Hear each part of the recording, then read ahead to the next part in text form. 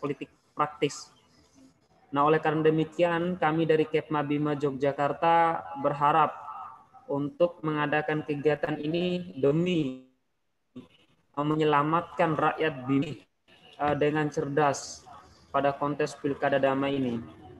Oleh karena demikian nanti yang insya Allah ada Abang Imran selaku Ketua KPU yang akan memberikan edukasi-edukasi bagaimana strateginya KPU hari ini untuk mengawal pilkada pada tanggal 9 Desember 2020 nanti.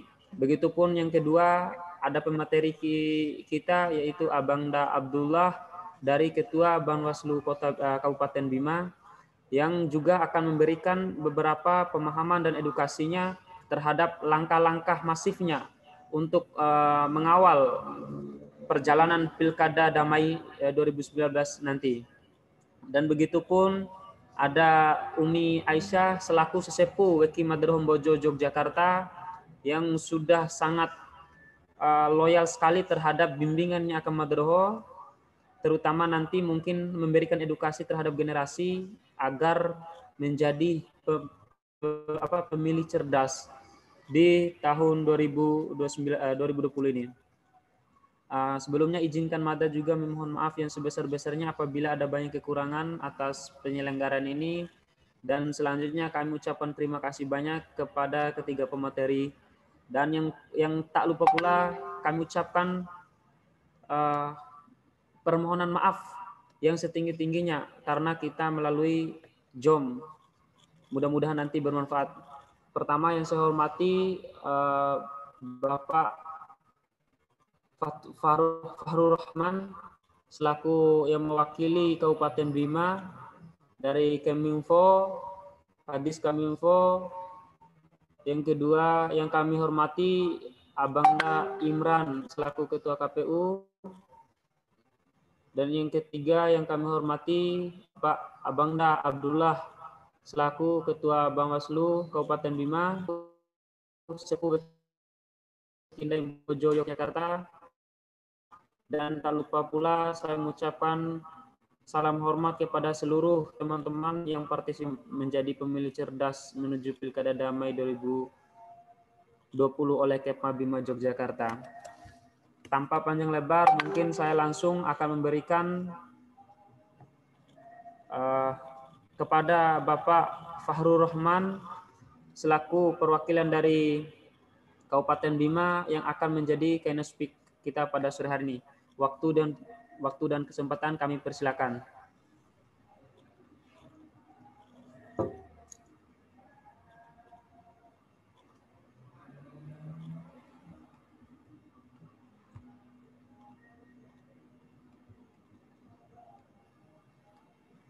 Pak Kadis lagi di perjalanan.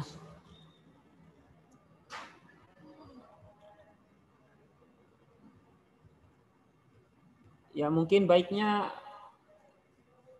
kita langsung bicara pertama, nanti beliau datang langsung dikasih kesempatan. Oh iya, baik, terima kasih masukan Yomi. Mungkin kita langsung kepada pemateri pertama yaitu Bang Imran selaku Ketua KPU Kabupaten Bima untuk memberikan materinya. Ya, silakan. Berapa menit ini waktu saya, Bang? 20 menit, Bang. Ya, baik. Bismillahirrahmanirrahim. Assalamualaikum warahmatullahi wabarakatuh. Waalaikumsalam warahmatullahi wabarakatuh. Alhamdulillah wa syukurillah wa la haula wa la quwwata illa billah, amma ba'd.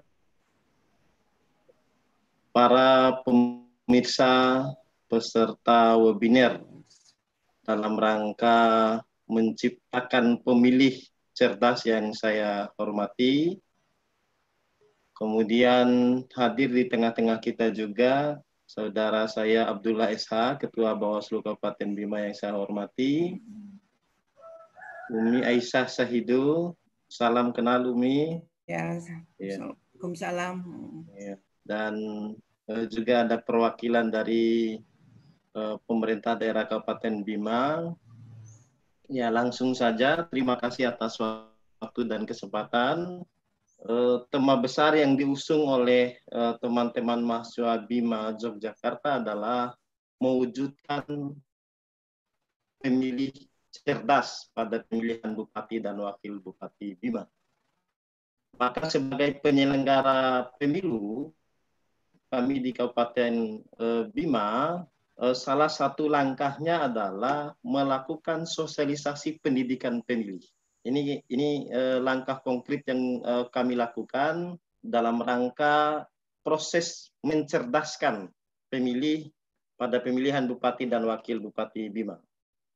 Nah, pendidikan pemilih ini juga itu diatur dalam PKPU 8 tahun 2017 bahwa pendidikan pemilih adalah proses menyampaikan informasi kepada pemilih untuk meningkatkan pengetahuan, kemudian pemahaman, dan kesadaran pemilih pada pemilihan Bupati dan Wakil Bupati Bima. Maka tentu ketika proses ini dilakukan, kita coba melihat sejarah pada pemilu kada 2015, jadi salah satu output dari proses pendidikan pemilih ini adalah meningkatnya partisipasi pemilih. Nah, pada pemilu kada 2015, itu partisipasi pemilih di Kabupaten Bima ada pada angka 83,28%. Ini partisipasi pemilih. Nah, hari ini KPU Kabupaten Bima telah menetapkan daftar pemilih tetap pada pemilihan Bupati dan Wakil Bupati Bima pada angka 361.597. Kemudian pada rangkaian proses mencerdaskan pemilih, ini ada kondisi tidak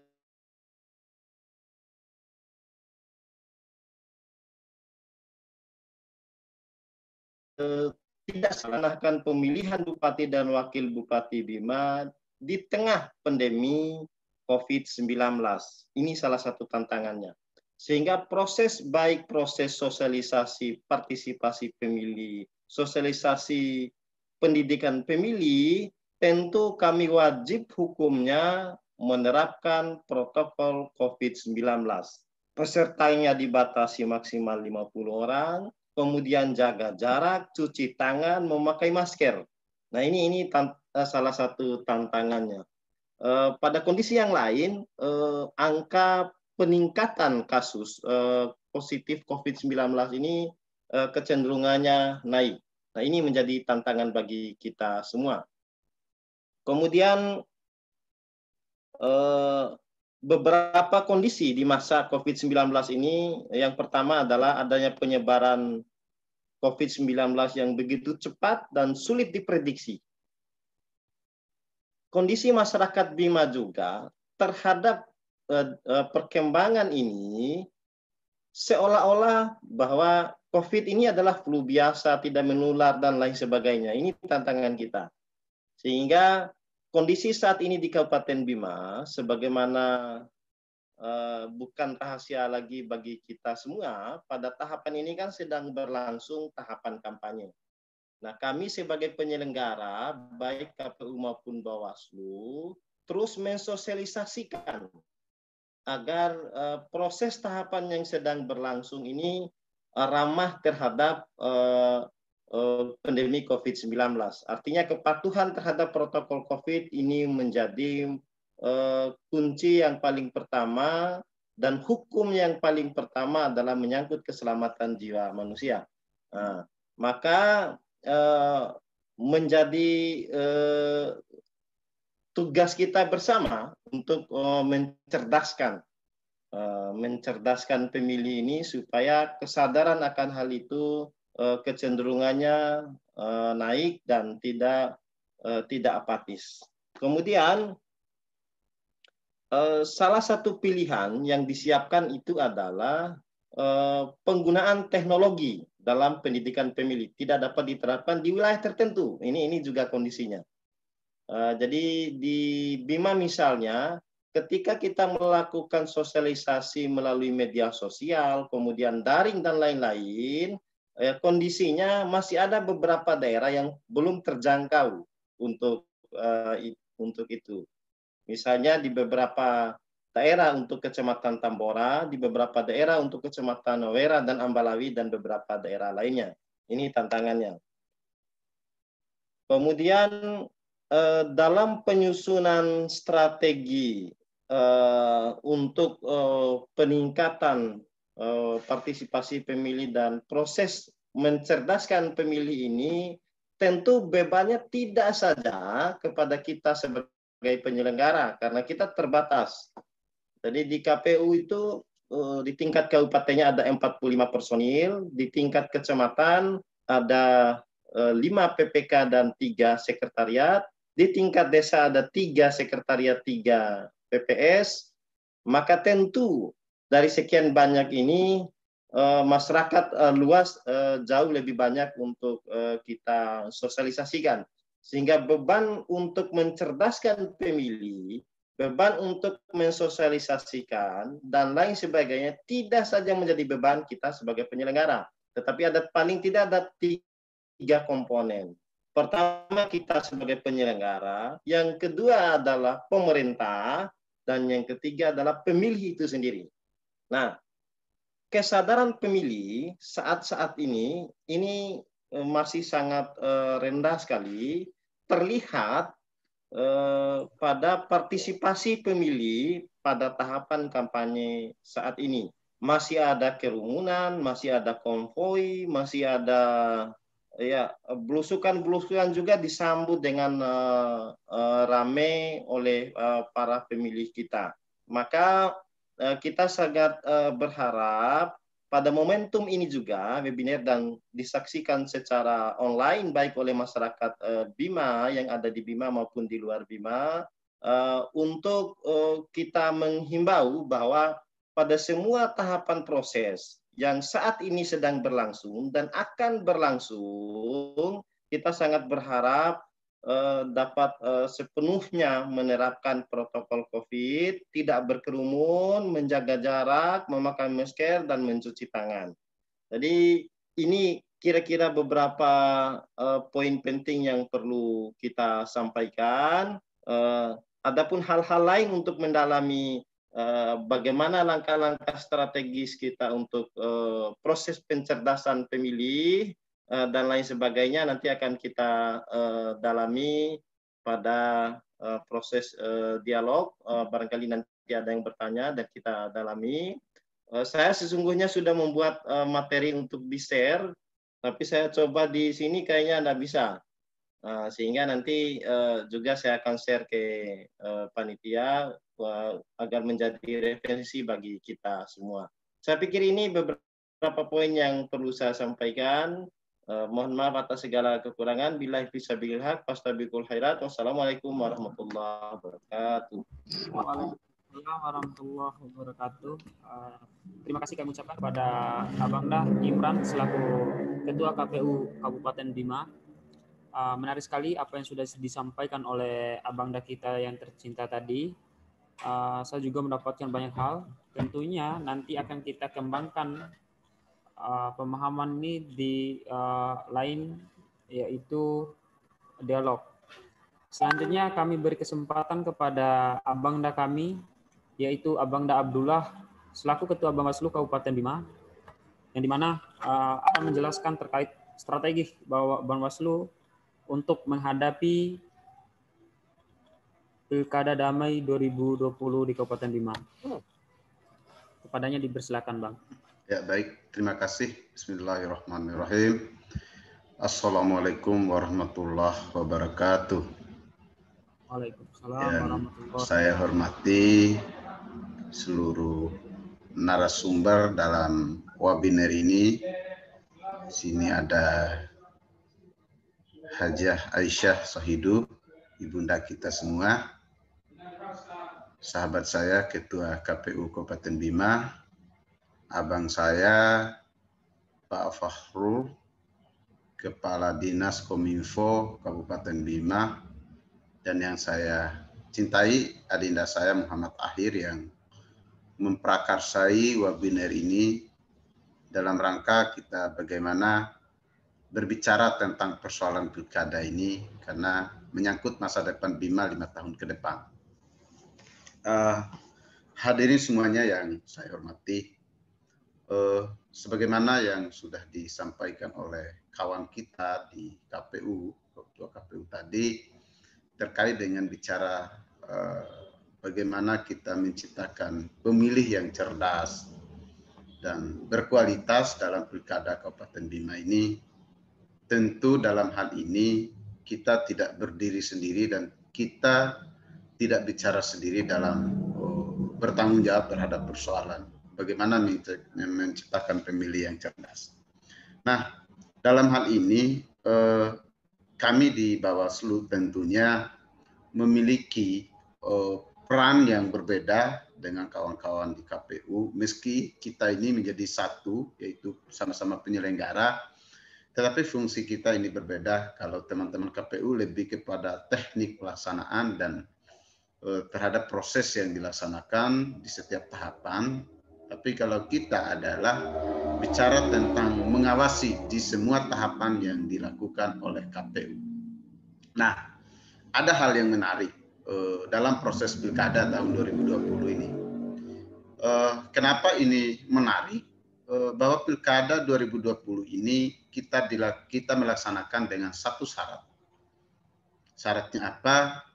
Sebagaimana ketentuan peraturan pemerintah pengganti Undang-Undang Nomor 2 Tahun 2020 yang mencabut jadwal tahapan pelaksanaan pilkada sebelumnya yang dilaksanakan sesungguhnya bulan September kemarin, tapi digeser menjadi tanggal 9 Desember dan lahirlah peraturan pengganti undang-undang tersebut. Nah, syaratnya di situ salah satunya adalah kepatuhan protokol COVID. Nah, ini sangat menarik. Ini akan ada semacam satu problem yang kita hadapi secara bersama. Di satu sisi, kita ingin mencerdaskan pemilih, ingin meningkatkan partisipasi pemilih, ingin menegakkan aturan pemilu, dan ingin mengawasi semua rangkaian proses tahapan yang dilaksanakan oleh KPU. Tapi di satu sisi, kita dihadapkan dengan keterbatasan pertemuan dan seterusnya. Karena bicara tentang untuk mencerdaskan pemilih, kita butuh ada bicara antara satu dengan yang lain untuk bisa saling tatap muka. Meski memang kita tatap muka dibatasi dengan jumlah orang. Tetapi ini, ruang-ruang ini menjadi tantangan tersendiri bagi kita penyelenggara. Sehingga kami di Bawaslu juga akan menambah beban tugas kami. Karena kami juga harus mengawasi kepatuhan terhadap protokol COVID tersebut. Nah, sebagaimana kita ketahui secara bersama, ini bicara tentang pelaksanaan pilkada ini, kalau kita di Bawaslu sesungguhnya akan mengawasi beberapa komponen. Komponen pertama yang kita awasi itu adalah KPU. Komponen kedua yang kita awasi itu adalah peserta pemilu. Komponen ketiga yang kita awasi itu adalah masyarakat atau pemilih. Nah, di sini juga menyangkut tanggung jawab. Dari tiga komponen ini sesungguhnya bukan segala-galanya yang bertanggung jawab itu adalah ada pada penyelenggara. Tapi sesungguhnya yang bertanggung jawab juga untuk mengawasi terhadap tiga komponen itu adalah di situ ada pemerintah, di situ ada TNI dan Polri. Karena apa? Bicara tentang penegakan keadilan pemilu misalnya di kami, di dalamnya Bawaslu ini tidak berdiri sendiri. Di dalam kami ini ada yang namanya Sentra Penegakan Hukum Terpadu. Yang tergabung di situ ada pihak kepolisian dan di situ ada pihak kejaksaan. Nah, ini yang mesti kita juga lihat. Begitupun di dalam penegakan protokol COVID ini, kami tidak mampu dan tidak bisa memberikan sanksi pidana. Kami hanya sebagai sanksi administrasi. Tetapi di dalamnya yang bertanggung jawab sebagaimana yang saya sampaikan tadi itu adalah di situ ada pihak kepolisian yang bisa menindak terhadap pelanggaran-pelanggaran tersebut. Nah, dari persoalan dan tantangan terhadap persoalan di Pilkada 2020 ini, saya kira perlu kita harus bagaimana kita benar-benar melihat persoalan Pilkada Kabupaten Bima ini secara objektif. Tidak boleh kita harus selalu melempar opini, baik opini itu melalui media sosial ataupun melalui media yang lain. Karena itu akan berdampak pada terjadinya resistensi dalam proses pilkada ini. Ketika opini itu dilempar ke sana kemari, seakan-akan persoalan pilkada ini tanggung jawab KPU dan Bawaslu. Kalau kita mencermati dari sebuah proses, dari sebuah regulasi yang menjadi standar pelaksanaan kita, bahwa sesungguhnya proses pelaksanaan pilkada itu bukan saja tanggung jawab KPU dan Bawaslu, akan tetapi tanggung jawab kita semua. Tanggung jawab KPU, tanggung jawab TNI, Polri, tanggung jawab pemerintah, dan seterusnya. Ini yang mesti kita lihat secara seksama. Nah, akhir-akhir ini ada banyak sorotan yang dilontarkan kepada kami, lebih khusus kami yang tentunya dalam hal ini bertindak sebagai wasit dalam proses di tahapan kampanye ini. Kami sesungguhnya berusaha untuk meyakinkan publik bahwa kami akan berdiri pada yang namanya kebenaran. Itu tentunya. Akan tetapi publik menilai dan publik tidak sadar bahwa sesungguhnya dalam proses pelaksanaan pilkada ini ada hal lain yang harus dilihat. Apa itu hal lain? Hal lainnya adalah kesadaran pemilih dengan kesadaran publik itu sendiri. Apalagi kita dihadapkan dengan satu problem terkait dengan protokol COVID. Hal lain itu perlu kita sadari. Karena apa? Ketika kita tidak menyadari terhadap konteks persoalan yang menjadi isu-isu di media sosial dan seterusnya, maka apa? Itu akan berdampak pada adanya beberapa opini yang dimainkan yang merusak terhadap proses pelaksanaan tahapan pilkada itu sendiri.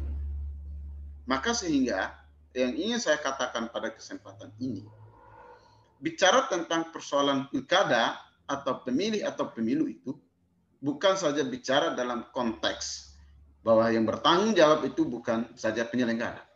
Sesungguhnya yang bertanggung jawab itu adalah kita semua. Semua komponen yang saya sebutkan itu ikut bertanggung jawab dalam proses bicara tentang peningkatan partisipasi masyarakat, itu semua akan bertanggung jawab. Bicara tentang bagaimana menciptakan pemilih yang cerdas dan seterusnya, itu tanggung jawab kita semua. Karena itu menjadi satu kesatuan dalam proses pelaksanaan pilkada itu. Maka pada kesempatan ini, pointer yang ingin saya sampaikan adalah bahwa yang menjadi tugas dan wewenang Bawaslu itu, pertama, ada upaya pencegahan yang ingin yang bisa dilakukan. Terus kedua, ada upaya penindakan jika pencegahan itu tidak mampu dilaksanakan. Maka penindakan itulah yang sering kami katakan bahwa Bawaslu itu adalah ada sebagai yang sering kami sampaikan itu adalah cegah, awas, tindak. Maka dari itu terakhir dari proses yang kampanye ini ada beberapa kasus yang sudah kami pikir sudah kami tindak bahkan sampai ada putusan pengadilan. Nah, sesungguhnya itu semua kami tidak ingin menghukum orang dalam proses pelaksanaan pilkada ini. Tetapi kami bagaimana ingin memberikan pembelajaran politik yang baik terhadap proses pelaksanaan pilkada ini. Sehingga apa yang menjadi harapan kita semua bahwa pilkada ini harus kita jaga, bahwa pilkada ini harus kita raih untuk menjadi pilkada yang damai, bahwa pilkada ini harus berkualitas. Nah, esensi dari apa-apa yang kita inginkan itu titik akhirnya itu kualitasnya pilkada. Kalau kualitasnya pilkada, maka kedewasaan berdemokrasi di Kabupaten Bima itu sudah bisa kita laksanakan, sehingga pemimpin pun yang dilahirkan dari kualitas pilkada itu pemimpin yang diharapkan oleh kita semua. Sehingga pada kesempatan ini saya ingin mengajak kita semua bahwa sesungguhnya untuk mengawasi proses tahapan ini, mari kita awasi secara bersama. Jika menemukan persoalan, sampaikan secara baik dan benar kepada kami. Karena kami juga dalam proses penegakan aturan pemilu dan penegakan aturan pemilu, ada mekanisme, ada rambu-rambu yang kami lakukan. Tidak kami itu terjebak pada adanya opini di media sosial ataupun opini-opini liar yang saya kira ini akan meruntuhkan nilai-nilai demokrasi yang sedang kita laksanakan pada saat ini. Saya kira mungkin ini dari saya, nanti mungkin ada hal lain yang juga kita diskusikan. Insya Allah kita akan bisa diskusikan lebih lanjut. Namun nanti Adinda akhir mungkin saya akan bisa bertahan sekitar 20 menit karena saya ada pembahasan terkait dengan adanya laporan bersama teman-teman kejaksaan dan pihak kepolisian yang juga harus, karena kami ini juga yang perlu saya sampaikan, karena kami dalam proses penanganan pelanggaran itu ada masa daluarsanya, ada waktu. Maka hari ini hari terakhir. Namun saya tetap mengikuti ini sambilan, karena biar bagaimanapun juga kita harus bertanggung jawab dan kita harus menghormati apa yang menjadi karya-karya ada ini untuk kita terus laksanakan seperti ini.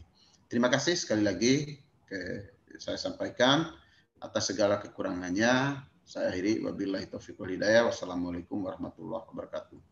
Waalaikumsalam warahmatullahi wabarakatuh. Terima kasih kepada abangda kami, Bang Abdullah selaku Ketua Bawaslu yang sudah meluangkan waktu terbaiknya untuk kita Kepma Bima Yogyakarta di sela-sela waktu sibuknya. Beliau ini sebenarnya sedang sibuk banget hari ini. Cuma karena itu tanggung jawabnya terhadap karya kader adanya, alhamdulillah. Selanjutnya